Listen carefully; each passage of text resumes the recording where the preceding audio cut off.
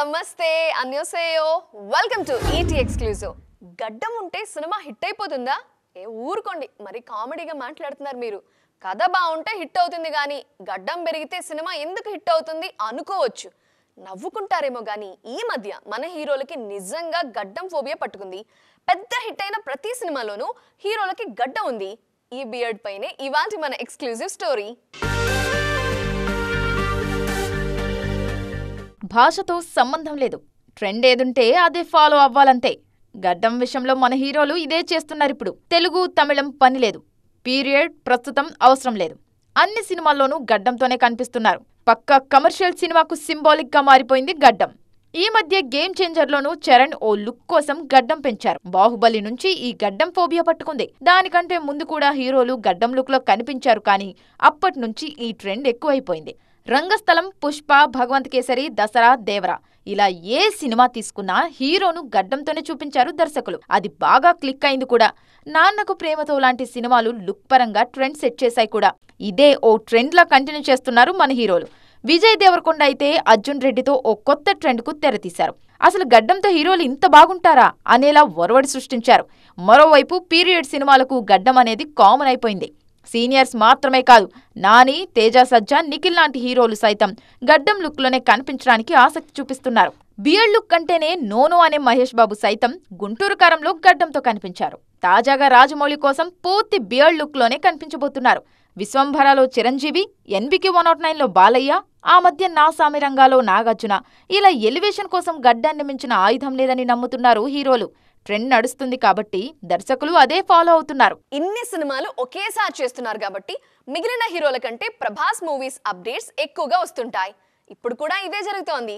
ఓసారి రాజాసాబ్ గురించి మాట్లాడితే మరోసారి హనురాఘోపూడి సినిమా గురించి మాట్లాడాల్సి వస్తోంది. తాజాగా స్పిరిట్ అప్డేట్స్ వచ్చేసాయి.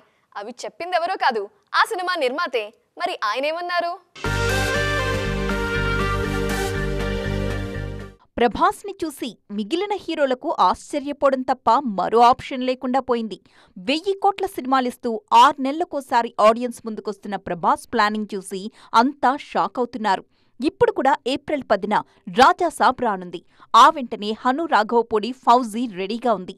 డిసెంబర్ 2025లో ఇది విడుదలయ్యే అవకాశం ఉంది. ఈ రెండు ఇలా ఉండగానే స్పిరిట్ ప్రీ ప్రొడక్షన్ వర్క్ జోరుగా జరుగుతోంది. ఈ సినిమా కోసం 2 పాటలు కూడా కంపోజ్ చేశారు సంగీత దర్శకుడు హర్షవర్ధన్ రామేశ్వర్. ఇక ఈ సినిమా పూజా కార్యక్రమాలు డిసెంబర్లో జరగబోతున్నాయని తెలిపారు నిర్మాత భూషణ్ కుమార్. 2025 ఫస్టాఫ్లోనే షూటింగ్ మొదలు పెడతామని, 2026 మధ్యలో స్పిరిట్ రిలీజ్ అవుతుందని అన్నారాయన. స్పిరిట్ ప్రీ ప్రొడక్షన్ కోసమే ఎక్కువ టైం తీసుకుంటున్నారు సందీప్ రెడ్డి వంగ. షూటింగ్ తక్కువ టైంలోనే పూర్తి చేయాలని చూస్తున్నారు. 2025 సమ్మర్లో షూట్ మొదలుపెట్టి 6 నెలల్లో పూర్తి చేయాలని చూస్తున్నారు సందీప్. పోస్ట్ ప్రొడక్షన్ కోసం మరో 6 నెలలు తీసుకుని 2026 మధ్యలో విడుదలకు ప్లాన్ చేస్తున్నారు. బాలయ్య కొత్త సినిమా టైటిల్ ఏంటి? చాలా రోజులుగా బాబీ సినిమా టైటిల్ గురించి చర్చ జోరుగా జరుగుతోంది, కానీ ఇప్పటి వరకైతే ఏది కన్ఫర్మ్ కాలేదు. మరికొన్ని గంటల్లోనే టైటిల్ రివీల్ చేయనున్నారు. కానీ ఈలోపే సోషల్ మీడియాలో టైటిల్ ఇదే అంటూ చర్చ మొదలైంది. మరి ఆ చర్చలో ఏ పేరు ఎక్కువగా వినిపిస్తోంది?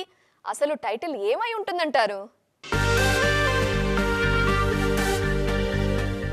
బాలయ్య జోరు మామూలుగా లేదిప్పుడు. ఒకడు నాకెదురొచ్చినా, నేను ఒకడికి ఎదురొచ్చినా రిస్క్ నీకే అన్నట్లుంది ఆయన దూకుడు. వరుస విజయాలు, మరోవైపు రాజకీయాలు, ఇంకోవైపు అన్స్టాపబుల్ షో. ఇలా బాలయ్యకు తిరిగే లేదిప్పుడు. సంక్రాంతికి బాబీ సినిమాతో రాబోతున్నారు ఈయన. ఈ సినిమా టైటిల్ నవంబర్ 15న రివీల్ చేయనున్నారు మేకర్స్. వాల్తేరు వీరయ్య తర్వాత బాబీ తెరకెక్కిస్తున్న సినిమా కావడంతో అంచనాలు భారీగానే ఉన్నాయి. మరోవైపు బాలయ్య ఉన్న ఫామ్ కూడా అలాగే ఉంది. కెరీర్లోనే పీక్ ఫామ్ లో ఉన్నారాయన. అన్నిటికీ మించి బాలయ్యకు బాగా కలిసొచ్చిన సంక్రాంతికి సినిమా రిలీజ్ కానుంది. ఈ సినిమాకు ప్రధానంగా 3 టైటిల్స్ ప్రచారంలో ఉన్నాయి. బాబీ, బాలయ్య సినిమాకు డాకు మహారాజ్, వీరమాస్, సర్కార్ సీతారాం అనే టైటిల్స్ పరిశీలనలో ఉన్నాయి. వీటిలో వీరమాస్, డాకు మహారాజ్ రేసులో ముందున్నాయి. ప్రీలుక్ లో బాలయ్య చేతుల్లో కత్తులున్నాయి. దాంతో డాకు మహారాజ్కే మేకర్స్ ఓటేస్తున్నట్లు తెలుస్తోంది. చూడాలిక ఏం జరగబోతోందో. దివాళీ సినిమాల మత్తు ఇప్పటికీ వదలలేదు. ఇంకా చెప్పాలంటే ఆ సినిమాలే థియేటర్స్ ని ఫుల్ చేస్తున్నాయి. వీకెండ్ వచ్చిందంటే చాలు ఆడియన్స్ పరుగులు తీస్తున్నారు. గత వారం వచ్చిన సినిమాలేవి పెద్దగా ఆడలేదు.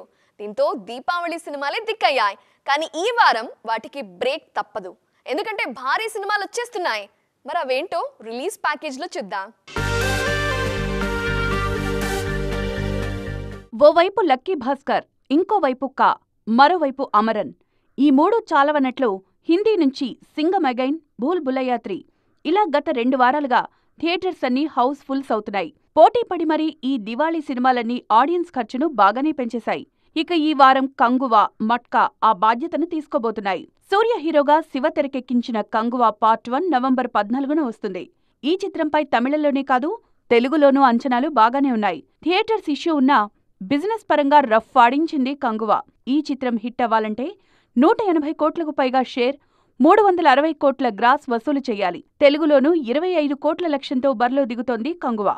మరోవైపు కంగువాకు పోటీగా మట్కా కూడా భారీగానే వస్తోంది. వరుణ్ తేజ్ హీరోగా నటించిన ఈ చిత్రానికి కరుణకుమార్ దర్శకుడు. డబ్బు అనే కామన్ పాయింట్తో తెరకెక్కింది మట్కా. గత 3 సినిమాలతో నిరాశపరిచిన వరుణ్ తేజ్ మట్కాతో గట్టిగా కొడతానంటున్నారు. మొత్తానికి మరి చూడాలిక కంగువా, మట్కాల్లో ఏది ఈ వారం ప్రేక్షకులు మెప్పిస్తుందో. సైలెంట్ కిల్లర్ అనే పదానికి బ్రాండ్ అంబాసిడర్ గా మారిపోయారు శృతి హాసన్. ఫామ్ లో లేనట్టే కనిపిస్తున్నారు, కానీ ఏడాదికి ఈజీగా 2-3 సినిమాలు చేసేస్తున్నారు. తాజాగా మరో సెన్సేషనల్ ప్రాజెక్ట్ ఈమె సొంతం అయిపోయింది. చాప కింద నీరులా వరుస ప్రాజెక్ట్ సైన్ చేస్తూనే ఉన్నారు శృతి. అసలు శృతి నటిస్తున్న సినిమాలెన్ని? సైలెంట్ గా సంచలనాలు సృష్టిస్తూనే ఉన్నారు శృతి హాసన్. 2023లో తెలుగులోనే 4 సినిమాలు చేశారీమే. పైగా అన్నీ విజయాలే కావడం గమనార్హం. జనవరిలో వాల్తేరు వీరయ్య, వీరసింహారెడ్డిలో భాగమైన శృతి హాసన్ డిసెంబర్లో హాయ్ నాన్న, సలార్ సినిమాలతో వచ్చారు. దానికి ముందు కూడా క్రాక్, వకీల్ సాబ్ లాంటి సినిమాలతో రచ్చ చేశారీ బ్యూటీ. తెలుగులో మాత్రమే కాదు తమిళంలోనూ సత్తా చూపిస్తున్నారు శృతి హాసన్. అంతేకాదు హాలీవుడ్ నుంచి కూడా ఈమెకు వరుస ఆఫర్స్ వస్తున్నాయి. గతేడాది ది ఐ అనే సినిమాలో నటించారు శృతి. తాజాగా చెన్నై స్టోరీలో ఈ భామకు ఛాన్స్ వచ్చింది. సమంతను ముందిందులో హీరోయిన్గా అనుకున్నా ఆమె డేట్స్ సర్దుబాటు కాక శృతి వైపు వెళ్లారు దర్శక నిర్మాతలు. ఫిలిప్ జాన్ దర్శకత్వంలో చెన్నై స్టోరీ సినిమా వస్తోంది. అలాగే సలార్ 2 కూడా లైన్లోనే ఉంది. తాజాగా యష్ హీరోగా నటిస్తున్న టాక్సిక్లో శృతి హాసన్ పేరు వినిపిస్తోంది. కీలక పాత్ర కోసం ఈమె పేరు పరిశీలిస్తున్నారు. ఈ రేంజ్లో బిజీగా ఉన్నారు కాబట్టే ఈ మధ్యే అడవిశేష్ డెకాయిట్ నుంచి డేట్స్ అడ్జస్ట్ కాక తప్పుకున్నారు శృతి హాసన్. మొత్తానికి చాప కింద నీరులా దూసుకుపోతున్నారు ఈ భామ. హీరోలు ఎప్పుడూ హీరోలుగానే ఉండాలా ఏంటి? మారుతున్న కాలంతో పాటు మనము మారాల్సిందే. మన హీరోలు కూడా ఇదే చేస్తున్నారు ఇప్పుడు. ఎప్పుడూ ఇంటర్వ్యూలు ఏమిస్తాంలే అని తామే ఇంటర్వ్యూలు చేస్తామని ముందుకొస్తున్నారు. హీరోలే యాంకర్స్గా బిజీ అవుతున్నారు ఇప్పుడు. తాజాగా రానా మరోసారి ఇదే చేయబోతున్నారు. హీరోలు యాంకర్లుగా మారే ప్రాసెస్ మన దగ్గర తక్కువగాని బాలీవుడ్లో బాగానే ఉంది. కానీ దాన్ని మన దగ్గర మొదలుపెట్టింది రానా. ఆయన చేసిన టాక్ షోలు సూపర్ సక్సెస్ అయ్యాయి. అదే దారిలోనే బాలయ్య సైతం వెళ్లారు. అదే అన్స్టాపబుల్. ఈ షో గురించి కొత్తగా చెప్పాల్సిందేం లేదు. సీజన్ 4 కూడా సక్సెస్ఫుల్గా రన్ అవుతూనే ఉంది. అప్పట్లో రానా చేసిన టాక్ షో చాలా పాపులర్. ఆ తర్వాతే బాలయ్య సహా మంచు మనోజ్ లాంటి హీరోలు కూడా హోస్టులుగా మారిపోయారు. మొన్నటికి మొన్న మనోజ్ చేసిన ఉస్తాద్ షోకు మంచి రెస్పాన్స్ వచ్చింది. ఇక చిరంజీవి, నాగార్జున, జూనియర్ ఎన్టీఆర్, నాని సైతం హోస్టులుగా సక్సెస్ అయ్యారు. రానా దగ్గుబాటి మరోసారి హోస్టింగ్ వైపు వెళ్తున్నారు. ఆయన టాక్ షోకున్న క్రేజ్ తెలుసుకుని ఓ ప్రముఖ ఓటీటీ సంస్థ the Rana Daggubati show plan చేస్తున్నారు. నాని, దుల్కర్ సల్మాన్, నాగచైతన్య సహా ఇండస్ట్రీలో ఉన్న చాలా మంది హీరో హీరోయిన్లు ఈ షోకు రానున్నారు. నవంబర్ 23 నుంచి ఈ షో షురూ కానుంది. సో చూసారు కదా, ఇది ఇవాల్టి ఈటీ ఎక్స్క్లూజివ్. మరిన్ని interesting and colourful film details తో మళ్ళీ కలుద్దాం. Till then bye bye. జోరుసోయో.